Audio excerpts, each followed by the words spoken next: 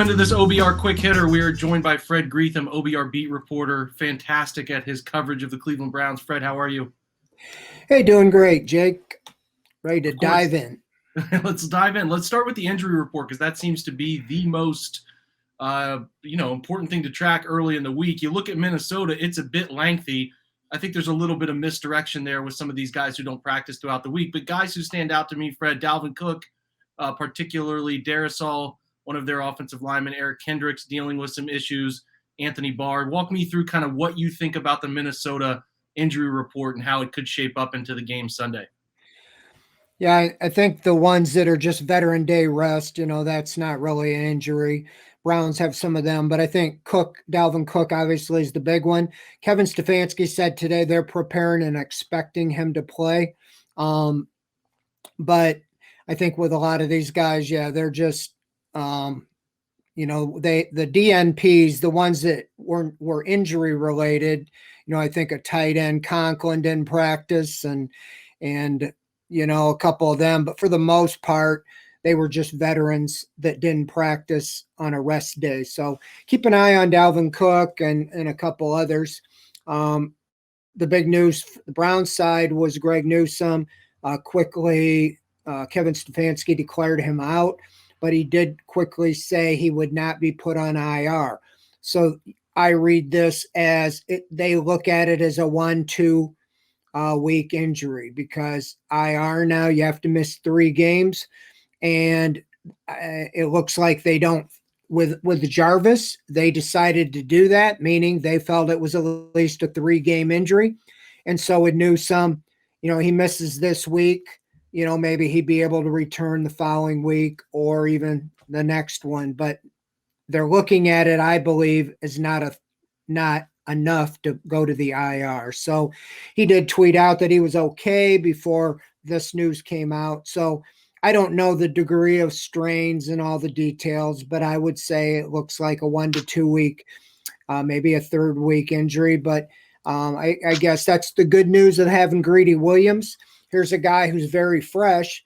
There was a little concern or question why he didn't even play defense against the Texans. Unless I missed it, he didn't really have any defensive snaps. He went in for Newsom last week. Towards the end of the game, I think he had 8 defensive snaps.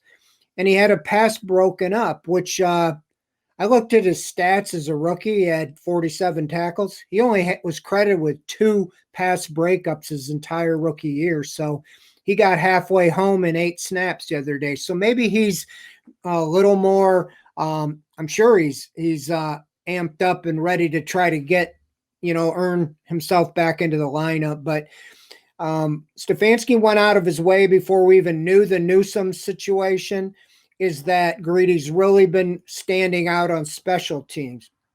Well, I don't think you draft a guy in the 2nd round to be a special teamer, but maybe that's a good sign saying that he's flying down there and testing that shoulder. So everything seems to be good to go there. So you're gonna see Greedy Williams at least this week as the starting right corner. And I think we talked about that's the importance of having, Hill, Newsom, Williams, and Ward, because in the nature with these guys, it seems like one of them's always going to be dinged. We didn't know about Newsom, but if you can have 3 good corners every week, you're in pretty good situation. So hopefully Williams can be, in that situation where he's a good corner. So that's the big one. 2 positive. Chris Hubbard returned to practice today, and so did Sion Taki. They both missed last week. Hubbard's missed the last 2 games with the tricep. And so they were listed as limited. To me, that means that they probably will be able to play this week. And that would be good news because with Jedrick Wills, the other 2 did not practice today were Jedrick Wills. He's been out the last 2 Wednesdays with an ankle injury. He played through it, came back after, going out for a couple of plays last week. So I think that's just kind of the protocol. Give him Wednesday off, see if he comes back Thursday or Friday. JC Tretter, that's every week. He's listed as did not practice. You'll probably see him tomorrow did not practice, and he'll be limited for the week and questionable on the report because they have to put that out.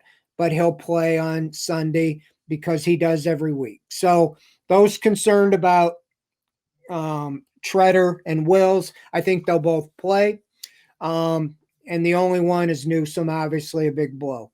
Yeah, obviously, Fred, that's a big thing here is the defensive back situation. Greedy getting an opportunity to come back in to reinvigorate his NFL career. You miss an entire season, right? You're gonna kind of be on the side if you know the linear path of progress for NFL cornerbacks. You need to find the field, so he's going to get an opportunity after losing out on that starting job to Greg Newsom. It'll be interesting for him. Kind of as we close today, Fred, where we talked about a ton of the injuries, do you think that the secondary now has enough? Because the Vikings, you know, they like to use fullback, tight end. They're similar to Cleveland in that mold.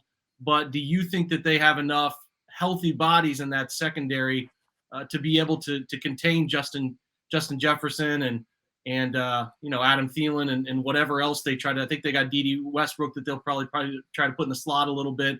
You think there's enough back there to contain him without Newsom? Well, I mean, I think that's where you might even see more and more of the three safeties. Some of those guys can cover.